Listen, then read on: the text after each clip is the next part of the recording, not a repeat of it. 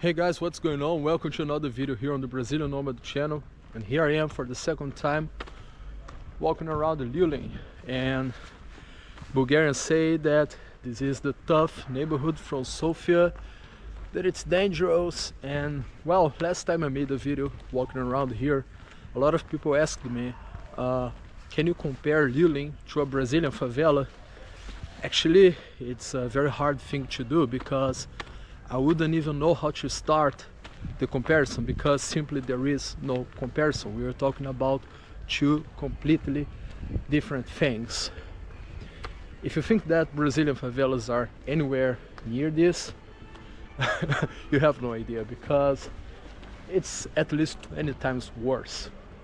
What I want to say is, people here, they might not have so much money, but they have a decent life. You know, people here, they have decent homes, they have apparently decent schools, they have their cars, they have hot water, electricity, and treated water. Anything that a person needs to live a decent life.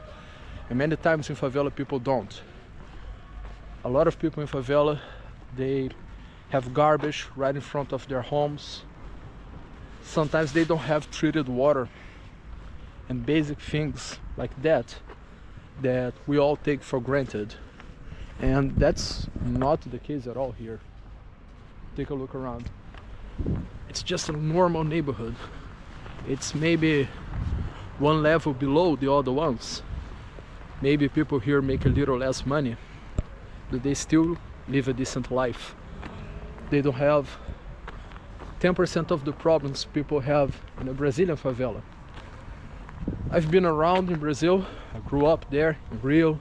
I've been to São Paulo many times. They also have their neighborhoods there. I've also been to Peru, and I know a thing or two about bad neighborhoods. Of course, this is not beautiful, you can see that, but they have what they need. And in South America, I would say that the gap between a favela and a good neighborhood is gigantic. I've never been miserable in my life. I grew up in low middle class for Brazilian standards. Maybe for Europeans that would be poor, I don't know, but never had anything missing at home. I had decent education. And when I grew up, after maybe 5-7 years of struggle, professional struggle, I started to make it. And when you have money in Brazil, you can have a great life, trust me. It was a lot of fun. I was doing everything I needed. I got a good apartment. I had a barbecue on my apartment. I had a decent car.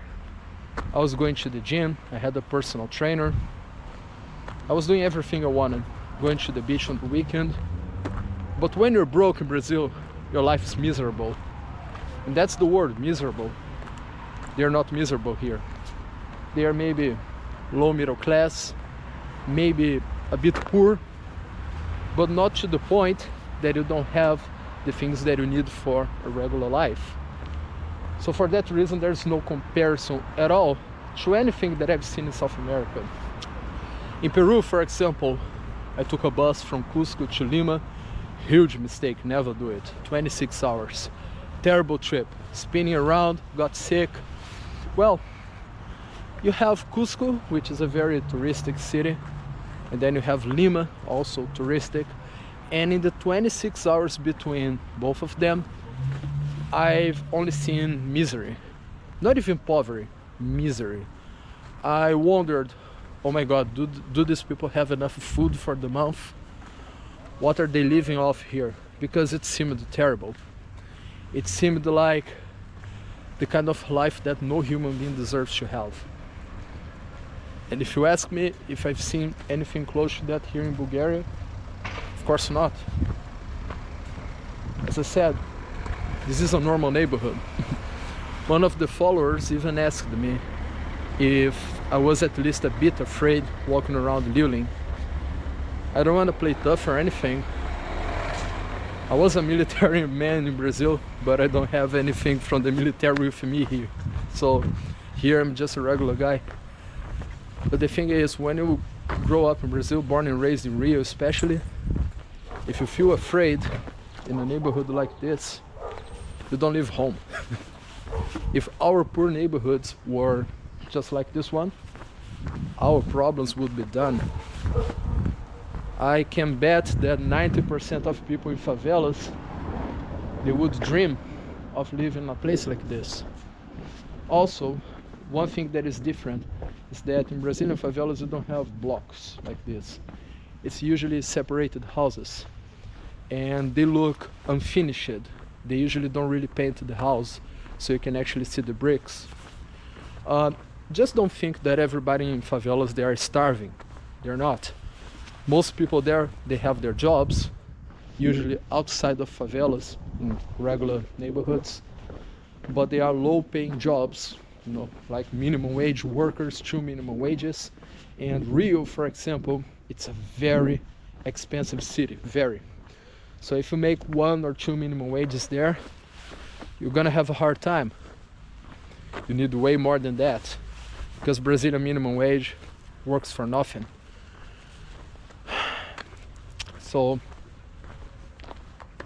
this in Brazil would be the solution for a lot of people.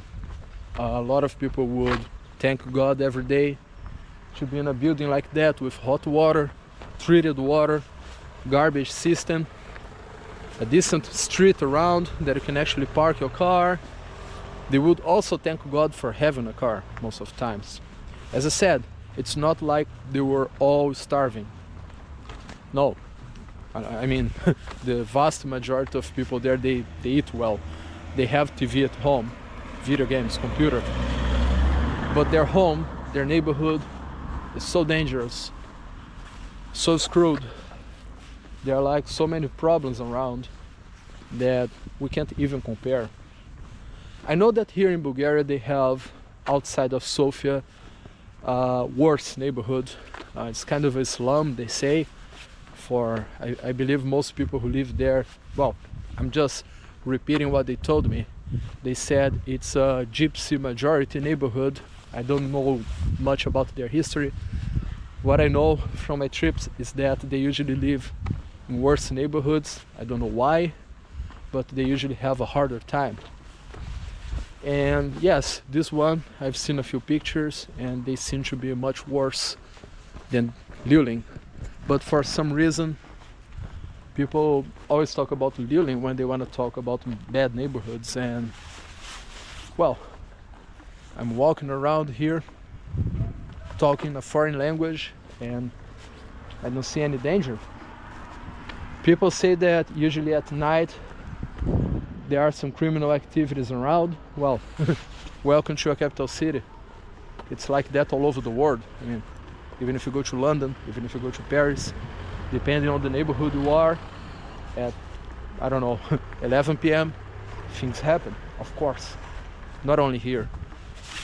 So I don't think people have a hard time living here. It's not like they were desperate to change or anything like that. As I said, the neighborhood is a bit uglier than the other ones. Maybe they get a bit less paid, they don't go out as often, but you don't see a gigantic gap between people who live here and people who live in other neighborhoods. As I said, the gap between good and bad neighborhoods in Brazil, it's gigantic, gigantic. You can easily recognize walking out there someone who's from a good neighborhood and someone who's from a bad neighborhood in Brazil, unfortunately. But around here, you don't see any difference looking at the people here. They look equal to me. So people that I walk by here in LYULIN and people that I walk by in the city center or in the neighborhood that I live called Istuk, they look all the same around here. So that's it. I hope you liked my second walk around here LYULIN. I wish I had somebody to walk around with me. I asked if any of my followers lived here because I wanted to walk around with a local to show a little more, to get some stories. But unfortunately I couldn't make it. Maybe next time when I come back to Bulgaria I can find somebody to make a video with me. But that's it. If you enjoyed the video, make sure to subscribe. It helps me a lot to grow my channel. and keep motivated to bring you more videos, and it's for free. So if you enjoyed this content, don't leave before subscribing and hitting the like button. See you on the next video.